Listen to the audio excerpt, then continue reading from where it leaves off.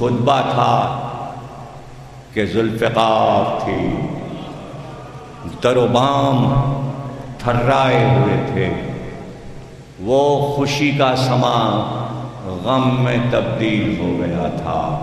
وہ سفرا جو روم و ترک و عجم سے آئے تھے، ایسی فصاحت اور بلاغت کاہے کو سنی تھی، اور سب حیران ہو گئے تھے اور پوچھ رہے تھے کیا بتایا ہے تو نے؟ یہ تو بہت عالم گھرانے کے لوگ ہیں، علم نے تعارف کرایا، چھپایا گیا تھا کہ رسول کی اولاد آ رہی ہے۔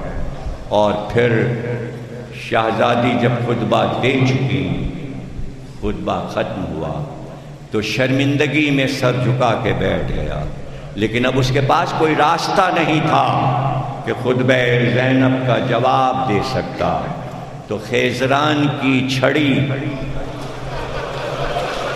ہاتھ میں اٹھائی اور زیر تخت ایک تشت رکھا تھا جس پہ خان پوش پڑا ہوا تھا، ایک کپڑا ڈھکا تھا، اس بیت سے اس نے تشت کا کپڑا ہٹایا۔ میں اس روایت کو جتنی مقتل میں لکھی ہے کبھی پوری روایت نہیں پڑھتا، اس لیے کہ مجھ میں ہمت نہیں کہ میں وہ سارے الفاظ مقتل کے پڑھ سکوں۔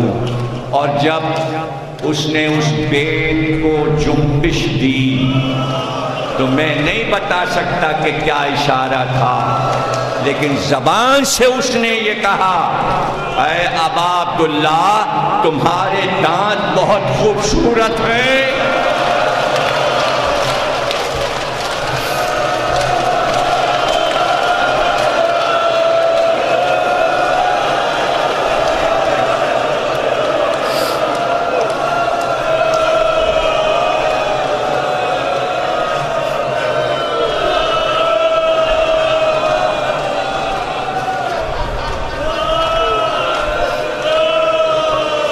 میں دیکھیے کیسے صاف صاف روایت کیسے پڑھوں۔ یہ جو کچھ یزید نے کہا، ہاں کتاب میں ایسا ہی لکھا ہے کہ حسین ابن علی کے دانت بہت خوبصورت تھے۔ تو آپ کو پتہ ہے میر انیس نے اپنے مرثیوں میں جو تشبیہ دی ہے کیا کہا؟ اگر یہ کہتے انیس کہ سچے موتی ہیں تو یہ تعریف نہیں ہوئی، اگر کہتے کہ عرش کے ستاروں کی طرح حسین کے دانت تھے، ایسی بات انیس نے کہہ دی کہ ساری زندگی روتے رہیے۔ کہا یہ حسین کے دانت نہیں تھے، یہ شیر زہرا کے قطرے تھے۔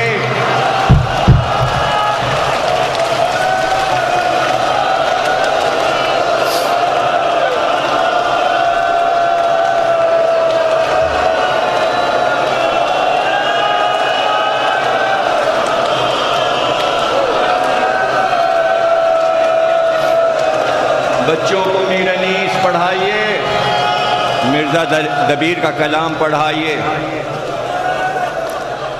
کل عنایت جنگ کی ڈیوڑی پہ میری تقریر ہوگی مرثیہ خوانی پر، جو پچھلا اعلان تھا ظاہر ہے کہ وہ موقوف ہو گیا تھا۔ حیدر نواب جعفری صاحب کی کتاب کی رسم اجرا ہے، اس میں تشریف لائیے گا تو وہاں تقریر ہوگی، تو کچھ میر انیس پر بھی بات ہو جائے گی۔ کتنے راز کلام انیس میں ہیں، تو پھر معصوم کے خطبوں میں آیات قرآنی کی طرح کیا کیا چھپا ہے۔ بی بی زینب کا خطبہ ایسا نہیں کہ آپ روا روی میں جملے سن لیں، خطبہ ایسا تھا کہ یزید کو راستہ نہیں مل رہا تھا کہ وہ اپنے درباریوں پر اپنا روب کیسے جمائے، تو اب راستہ یہی تھا کہ اس نے خیزران یعنی بیت کا ایک ہاتھ میں چھڑی کو لے کر اور اشارہ کر کے جو جنبش کر رہا ہے، تو اب جو کچھ اس نے کیا ہے وہ زینب کے جملے سے پتہ چلا کہ کیا کیا۔ تو ایک بار جلال میں کہا ڈراتا جب اس نے بیٹ ہلایا سر حسین پر تو زینب نے کہا مجھے عورت سمجھ کے ڈراتا ہے، مجھے عورت سمجھ کے ڈراتا ہے۔ تو بی بی نے صاف بات بتا دی کہ زینب کے خطبے کا جواب کیا دینا چاہتا ہے۔ تو بی بی کے خطبے کا جواب میں تو نہیں بیان کر سکتا، بس اس طرح بیان کر سکتا ہوں کہ فضا میں لوگوں نے دیکھا موتی بکھر رہا ہے۔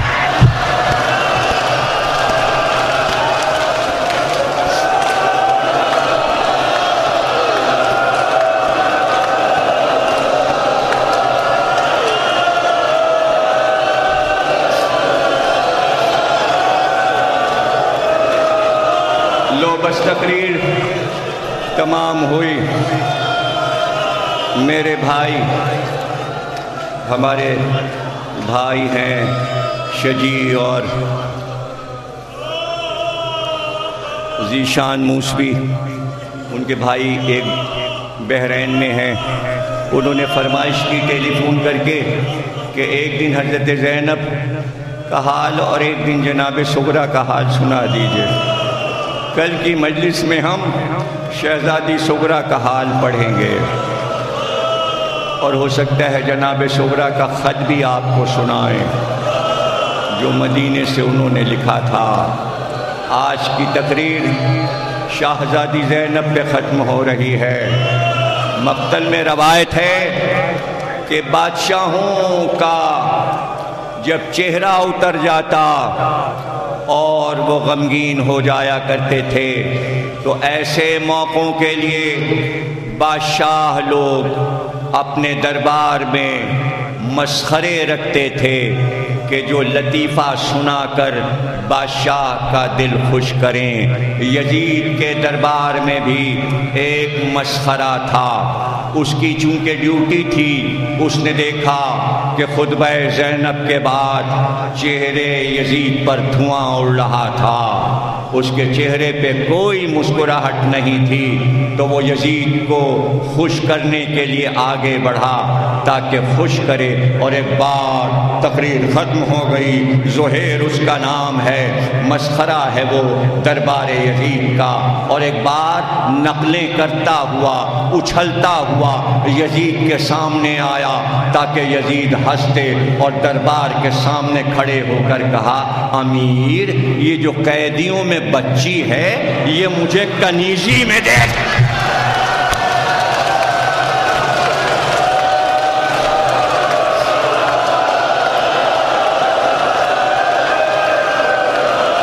بس تقریر ختم ہو گئی، اب آگے نہیں پڑھنا۔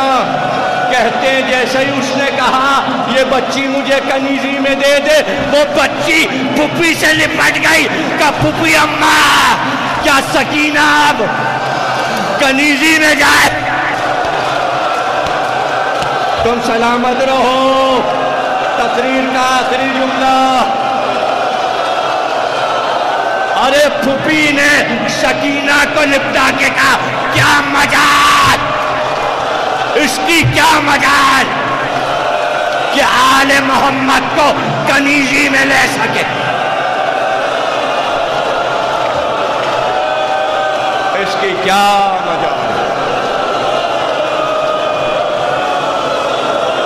یزید نے کہا تم اس طرح ہم سے بات کرتی ہو، ہم بادشاہ ہیں، اگر ہم چاہیں تو کنیزی میں لے لیں۔ حضرت زینب نے فرمایا ہاں لے سکتا ہے تو، پہلے انکار کر کہ میری نانا کی امت سے تو نکل چکا،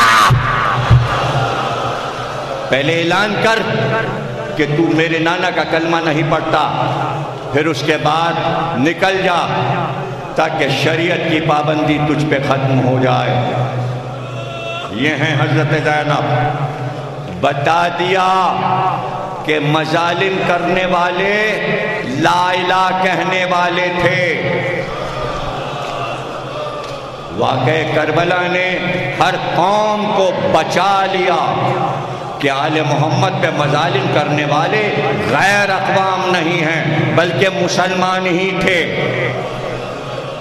اگر کسی کو یقین نہیں آتا تو سمجھ لے کہ آج آل محمد کے چاہنے والوں پر غیر اقوام ظلم نہیں کر رہے، دنیا کے ہر ملک میں آل محمد کے چاہنے والوں پر ظلم کرنے والے مسلمان ہی ہیں۔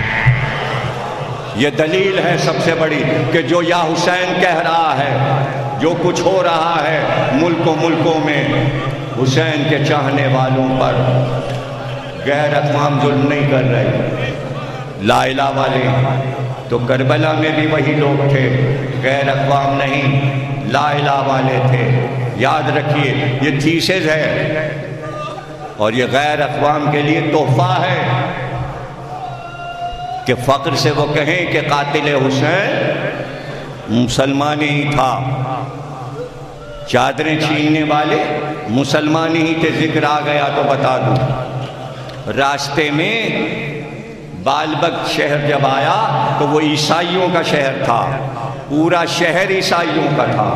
سب مل کے جمع ہوئے، ہر مقتل میں یہ روایت موجود ہے، سب مل کے جمع ہوئے اور کہا نبی کی اولاد کو بے پردہ عورتوں کو لے کر آ رہے ہیں شام کے حاکم، چونکہ ہمارے شہر سے گزریں گے اس لیے ہم پر واجب ہے کہ ہم اگر عیسیٰ کی شریعت پر ہیں اور نبی کی شریعت پر ہیں تو چل کے انہیں چادریں دیں۔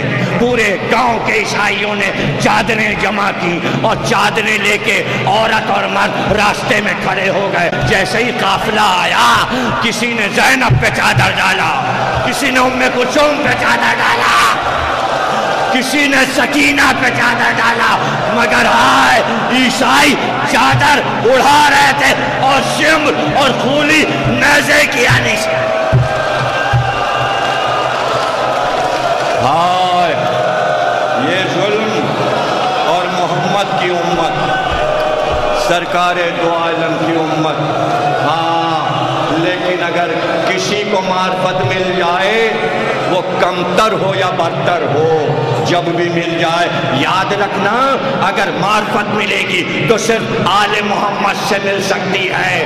اگر کوئی دین کو پہچان سکتا ہے تو صرف ذکر آل محمد سے، اور کوئی دوسرا طریقہ نہیں ہے۔ دربار یزید کا مسخرہ تھا اور کچھ نہیں جانتا تھا کہ آل محمد کیا ہیں اور دین اسلام کیا ہے، اس کا پیشہ ہی کچھ اور تھا۔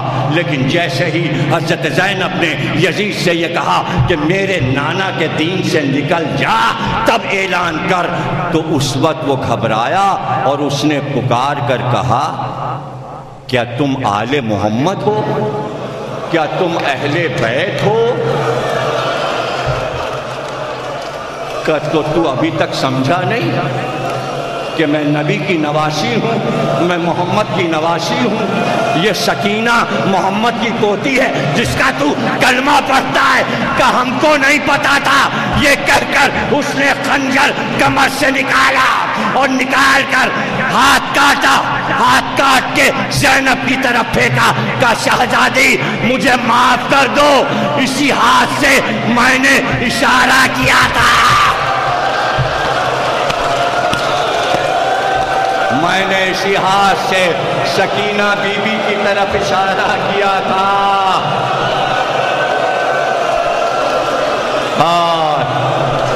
ہائے احساس ہو گیا اسے، پہچان گیا اہل بیت کیا ہیں، لیکن یزید نہیں پہچانا۔ ہاں وہ پہچان گیا کہ سکینہ بی بی پوتی ہیں، وہ شرمندہ ہو گیا، اس نے اپنا ہاتھ کاٹ کے پھینک دیا۔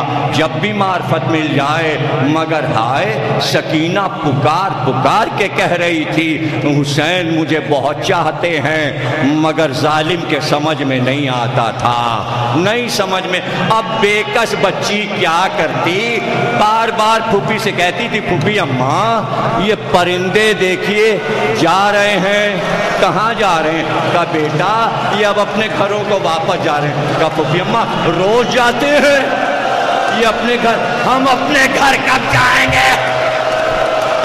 تمام ہو رہی تقریر، بس چند جملے رہ گئے، چند جملے رہ گئے۔ ہاں بیٹا جو جملہ سن لو، بہت کام آئے گا، اور جب سنو گے تو رو گے۔ زینب نے کہا ہاں بی بی ہم جلدی گھر چلیں گے، مگر ہائے سکینہ کے لیے وہ دن کبھی نہ آیا کہ گھر جا سکتی۔ پھوپھی تسلی تو دیتی تھی کہ ایک دن گھر چلیں گے۔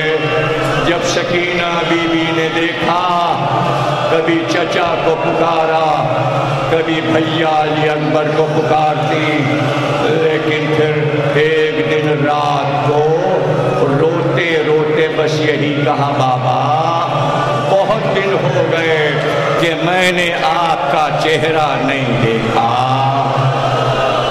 اس گھر کے آداب میں آپ کو کیا بتاؤں، اس گھر کے دستور آپ کو کیا بتاؤں۔ اس گھر میں ایسا ہوتا ہے کہ پہلی بات یہ یاد رکھیے کہ باپ بیٹی کو بہت چاہتا ہے، بہت چاہتا ہے۔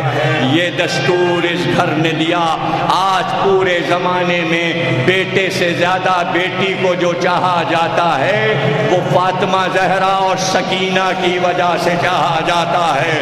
جب زمانہ سنتا ہے کہ محمد اپنی بیٹی کو کتنا چاہتے تھے، حسین اپنی بیٹی سکینہ کو کتنا چاہتے تھے، لیکن یہ دستور بھی عجیب ہے کہ جب چاہنے والا باپ اپنی بیٹی پر بہت زیادہ مظالم دیکھتا ہے تو خاموشی سے خواب میں آ جاتا ہے اور کہتا ہے ظلم کے دن ختم ہو گئے، اب آؤ ہمارے ساتھ چلو۔ ایسا ہی ہوا، زہرا رات کو روتی، دن کو روتی، ہر وقت بابا کو یاد کرتی۔ پھر ایک دن خواب میں محمد آئے کہ زہرا مصیبت کے دن ختم ہو گئے، ہم تمہیں لینے آئے ہیں۔ اور ایک دن پھر خاموشی سے زہرا اپنے بابا کے ساتھ جنت میں چلی گئی۔ ایسا ہی قید خانہ شام میں ہوا، رات کو خواب میں حسین آئے اور کہا سکینہ مظالم کے دن ختم ہو گئے، ہم تمہیں لینے آئے ہیں۔ کہتے ہیں خواب سے آنکھ کھلی تو گھبرا کر کا پھوپھی اماں ابھی بابا یہاں تھے، ابھی بابا یہاں تھے، بابا کہاں چلے گئے؟ لیکن رباب نے چپ کر آیا، زینب نے چپ کر آیا، مگر سکینہ چپ نہ ہوئی، پکارتی رہی بابا آؤ، بابا آؤ۔ شہید ثالث قاضی نور اللہ شوستری لکھتے ہیں کہ جب سکینہ نے بہت پکارا تو جہاں قید خانے میں حسین کا سر رکھا تھا صندوق کا تالا ٹوٹا، ہوا پر حسین کا سر بلند ہوا اور سر قید خانے کی طرف چلا۔ ایک بار قید خانے کا تالا ٹوٹا، سر حسین قید خانے میں آیا، سکینہ نے پھٹا ہوا دامن پھیلایا، سر حسین سکینہ کے زانوں پہ آیا۔ ایک بار سکینہ نے اپنا رخسار حسین کے سر پہ رکھا کہ بابا اٹھ کے دیکھیے کانوں کے دل قید کے ہاتھوں میں گلے، اور ایک بار زینب نے شانہ ہلایا کہ سکینہ سکینہ، آواز نہ آئی، رباب آگے بڑھ کہ سکینہ اٹھو میری جان، سکینہ اٹھو۔ ایک بار آواز آئی انا للہ و انا الیہ